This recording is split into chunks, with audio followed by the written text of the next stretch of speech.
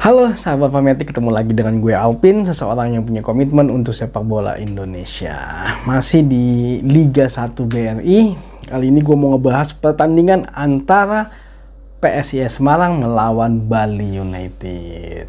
Nah, kalau kita melihat performa mereka di sebelumnya, PSIS Semarang kalah dari PSM Makassar dengan skor yang cukup lumayan beda jauh, yaitu 2-0. Kita lihat secara statistiknya. Kalau secara statistik sebenarnya penguasaan bola PSIS Semarang unggul, yaitu sebanyak 64%. Tapi memang kesempatan menciptakan golnya mereka hanya sebanyak 8 kali dan 5 kali mengarah ke arah gawang. Total passing yang mereka lakukan cukup banyak, yaitu sebanyak 448 kali, dimana yang berhasil adalah 379 kali. Jadi cukup baik ya kalau menurut gua. Dan serangan yang mereka lakukan pun sebenarnya juga banyak, yaitu sebanyak 127 kali serangan dan 67 kalinya serangan berbahaya.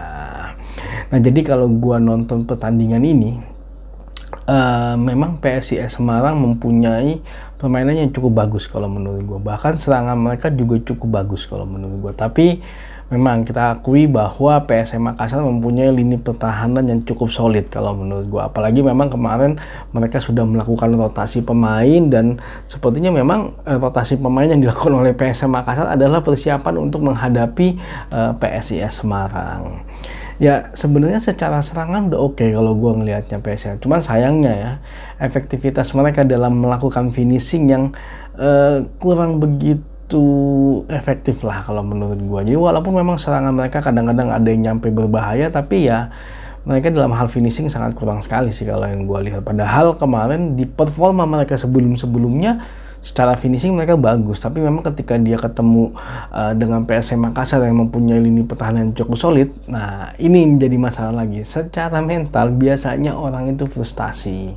Nah ini memang salah satu yang harus menjadi concern bersama sih kalau menurut gua. Ketika mencoba menyerang terus tapi ternyata tidak berhasil menciptakan gol, ya biasanya mentalitasnya akan terganggu.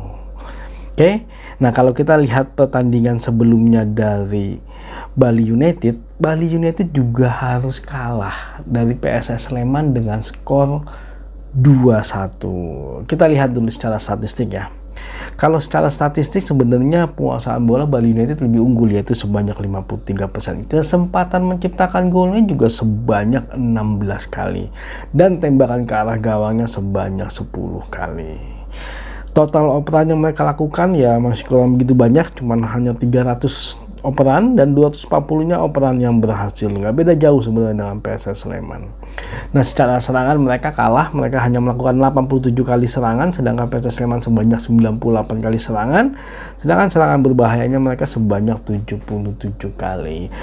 Nah, di pertandingan ini gue ngelihat entah kenapa memang Bali United serangannya nggak tajam lagi gitu, beda dengan Bali United yang sebelumnya ya. Apakah memang karena ada faktor mereka tidak diperkuat oleh strikernya mereka karena sedang melakukan TC tim nasional, yaitu Spaso ya, gue nggak tahu. Tapi seharusnya dengan adanya Privat Braga, adanya Eber Besa, harusnya sih serangannya Bali United masih bisa cukup tajam ya kalau menurut gue. Nah, dan yang disayangkannya sekali memang sepertinya faktor emosi itu sangat berpengaruh sekali. Jadi ketika memang permainan yang cukup tensinya cukup tinggi ya, karena sebenarnya Bali United lebih unggul lebih dahulu, tapi akhirnya berhasil dikejar dan berhasil dibuat ketinggalan oleh PSS Sleman, tensinya jadi semakin meninggi dan akhirnya sangat disayangkan sekali ada salah satu pemain Bali United, yaitu Pacheco, itu harus kena kartu kuning kedua, yaitu kartu merah. Dan ini sangat disayangkan sekali sebenarnya. Mereka harus menghadapi PSIS Semarang yang